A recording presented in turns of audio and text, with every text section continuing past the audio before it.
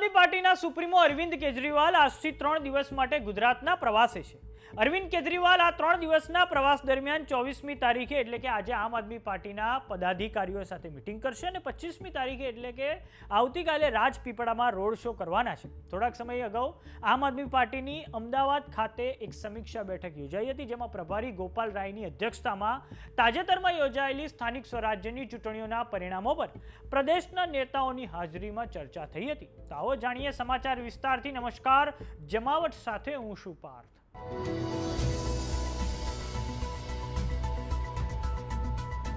ગુજરાતમાં થોડાક સમય પહેલા યોજાયેલી સ્થાનિક સ્વરાજ્યની ચૂંટણીઓમાં નર્મદા જિલ્લા પંચાયતમાં આમ આદમી પાર્ટીને ભવ્ય જીત હાંસિલ થઈ છે।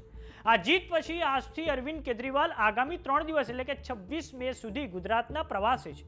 આગામી વિધાનસભાની ચૂંટણીઓ પહેલા ગુજરાતમાં આમ આદમી પાર્ટીનો પાયો મજબૂત કરવા અરવિંદ કેજરીવાલનો આ પ્રવાસ ઘણો મહત્વનો માનવામાં આવે છે। 24 મે એટલે કે રવિવારના દિવસે અરવિંદ કેજરીવાલ ગુજરાતના આમ આદમી પાર્ટીના પદાધિકારીઓ સાથે આજે મહત્વની બેઠક કરશે। આવતીકાલે એટલે કે 25 મેના રોજ નર્મદા જિલ્લા પંચાયતના જીતના ભાગરૂપે રાજપીપળામાં અરવિંદ કેજરીવાલનો રોડ શો આયોજિત છે અને આ પછી 26 મે એટલે કે મંગળવારના દિવસે અરવિંદ કેજરીવાલ ભાવિ વ્યૂહરચનાના ભાગરૂપે પાર્ટીના નેતાઓ સાથે વિસ્તૃત ચર્ચા હાથ ધરશે। ગુજરાતમાં તાજેતરમાં યોજાયેલી સ્થાનિક સ્વરાજ્યની ચૂંટણીઓમાં ભલે આમ આદમી પાર્ટીને મહાનગરપાલિકાઓમાં ધારી સફળતા ન મળી હોય, પરંતુ રાજ્યની 34 જિલ્લા પંચાયતોમાંથી એક જિલ્લા પંચાયત એટલે કે નર્મદા જિલ્લા પંચાયતમાં આપને વિજય હાંસિલ થયો છે।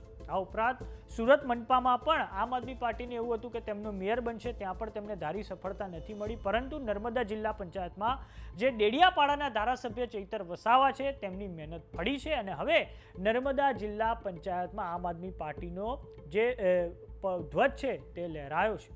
સ્થાનિક સ્વરાજ્યની ચૂંટણીઓની વાત કરીએ તો આમ આદમી પાર્ટી એક જિલ્લા પંચાયત અને 12 તાલુકા પંચાયત કબજે કરી છે। આ સ્થાનિક સ્વરાજ્યની ચૂંટણીઓમાં આપણે એ પણ જણાવી દઈએ કે આમ આદમી પાર્ટીના 3365 ઉમેદવારોએ પોતાની ડિપોઝિટ ગુમાવી છે, એટલે હજુ પણ આમ આદમી પાર્ટી માટે પાટનગર ગાંધીનગર હજુ ઘણું દૂર છે, પરંતુ આ સ્થાનિક સ્વરાજ્યની ચૂંટણીઓ થકી એક મેસેજ જનતાને તેણે સ્પષ્ટ રીતે આપી દીધો છે કે આવનારી 2027ની વિધાનસભાની ચૂંટણીઓમાં આમ આદમી પાર્ટી ખૂબ ગંભીરતાપૂર્વક તે આવનારી ચૂંટણીઓ તે લડવા જઈ રહી છે। હવે વાત કરીએ આમ આદમી પાર્ટીની, તો આમ આદમી પાર્ટી સ્થાનિક સ્વરાજ્યની ચૂંટણીઓ એકલા હાથે લડી હતી અને આગામી વિધાનસભાની ચૂંટણીઓ પણ તે એકલા હાથે લડે તેવી સંભાવના છે અને આ જ કારણે જે સત્તા વિરોધી પક્ષ છે, જે ભારતીય જનતા પાર્ટીના વિરોધી મતો છે, તે વેચાઈ જાય કોંગ્રેસ અને આમ આદમી પાર્ટી વચ્ચે તેવી સંભાવના પણ પૂરેપૂરી છે અને આ જ કારણે 2027ની વિધાનસભાની ચૂંટણીઓમાં પણ ભારતીય જનતા પાર્ટીને બમ્પર બેઠકો પર જીત હાંસિલ થાય તેવી સંભાવના છે। પરંતુ આમ આદમી પાર્ટીએ સ્થાનિક સ્વરાજ્યની ચૂંટણીઓમાં જે પોકેટ વિસ્તારો છે, સૌરાષ્ટ્રના દક્ષિણ ગુજરાતના જે પોકેટ વિસ્તારોમાં તેમણે ત્યાં સફળતા હાંસિલ કરી છે અને હવે તેમનો પ્રયાસ છે કે આ જે વિસ્તારોમાં તેમને સફળતા હાંસિલ થઈ છે તે મોમેન્ટમ તેમનો વિધાનસભાની ચૂંટણીઓ સુધી પણ યથાવત રહે અને આ ઉપરાંત જે નવા વિસ્તારોમાં પણ પોતાની કેડર એટલે કે પોતાનું સંગઠન તે મજબૂત કરે। તો જોવાનું એ રહે છે કે આમ આદમી પાર્ટી પોતાની જે રણનીતિ છે તેમાં કેટલી સફળ થાય છે, તે તો 27ની વિધાનસભાની ચૂંટણીઓ વખતે ખબર પડશે।